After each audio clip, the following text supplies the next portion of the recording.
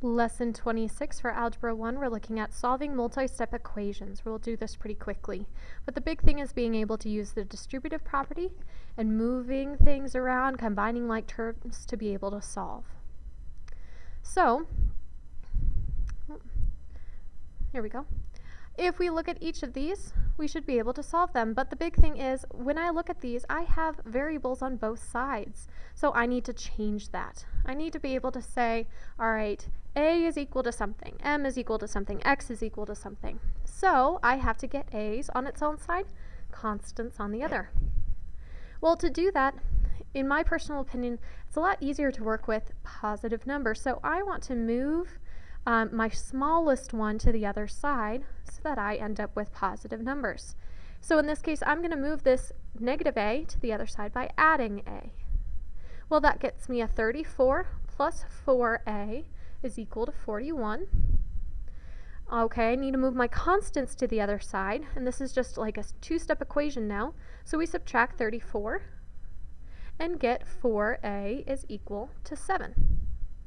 We divide by 4 on each side, and we get that a is equal to 7 over 4. Now, it's really helpful to keep your work going top to bottom rather than going side to side. It's a lot easier to subtract things from top to bottom. Okay, so that's why I'm doing it the way I am. Now with the next one, once again, I'm going to move those variables smallest to the other side. So this negative 4 is smaller, so we get plus 4m. So I get 7m plus 12 is equal to 26. I subtract 12, and I get 7m is equal to 14. Well, 7m equals 14. I divide by 7, and m is equal to 2. And lastly, I'm going to add x to each side, and I get 11x minus 22 is equal to 23. I add 22 to each side and get 11x is equal to 45.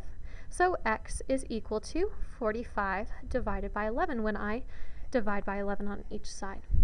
Okay, so steps here: get variables all on one side, get constants all on the other side, and then divide. Okay, so let's try this one. We see, okay, good thing I have all of my variables on the same side, but I need to combine like terms. So I need to combine this 5x and the negative 3x, which gives me a 2x.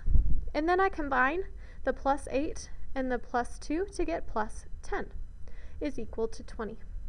I subtract 10 from each side, and I get 2x is equal to 10. I divide by 2, and x is equal to 5. All right, just continue working through these examples with me. Now, when we see something like this, we can say, oh, I have variables on the same side. I could combine like terms, but there's one thing stopping me, and that's those parentheses. I actually need to distribute before I do anything else. So I get an x plus 6x plus 12, multiplying everything in the parentheses by 3. Okay, I combine like terms to get 7x plus 12 is equal to 47. I subtract 12, and I get 7x is equal to 35. So I divide by 7, and x is equal to 5. That's it. So distribute first, then combine like terms, and then move those constants. Now for this one, it's a little bit more difficult, but we still have to distribute. And if you can imagine, we either have to think of this as subtracting everything in the parentheses or multiplying everything by negative 1. Either way is the same thing, and we get a 5x minus x plus 3. Negative times a negative is a positive. And then we're still subtracting 1. All right, combining like terms, 5x and a negative x is 4x plus 2 equals 18. We subtract 2, and I get 4x is equal to 16. Divide by 4, and x is equal to 4. You can see how these all kind of come down to the same routine steps as you're going through. To give some word problems with these, Jim is building a right triangular flower bed. One of the acute angles will measure twice the other acute angle.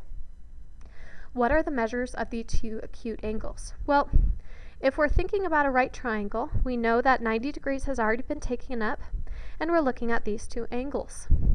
And we would say, okay, one of the acute angles is twice the other one. So if we say, all right, this is x, then the other one is twice that, 2x. Well, there are 180 degrees in a triangle. 90 of them have already been taken up by the right angle, so we have 90 left to equal the x and the 2x. Those two together should equal 90 degrees.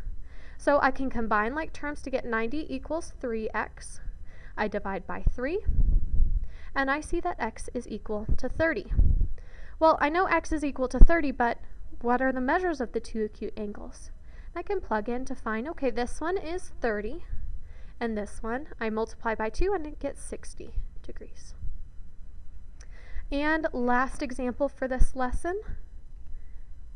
Laura cuts a triangle with angles x, 5x, and x plus 40. What are the measures of the angles? Well, just like the other one, a triangle measures 180 degrees. And we have all three angles needing to add up to 180. So I take x plus 5x plus x plus 40, and that's going to need to add up to 180. So I combine like terms and I get, all right, x and 5x and x is a 7x plus 40 is equal to 180. I subtract 40, and I get 140 is equal to 7x. I divide by 7, and x is equal to 20. But that's not my answer. I don't want to know what x is. I want the measures of the angles. So I plug in and I say, okay, x is 20 degrees, so I have one angle that's 20 degrees, one that's 5 times 20, which is 100 degrees, and the other is x plus 40, so 20 plus 40 is 60 degrees. And that would be my answer, 20 degrees, 60 degrees, and 100 degrees. Well, I hope this was helpful for studying and for your homework.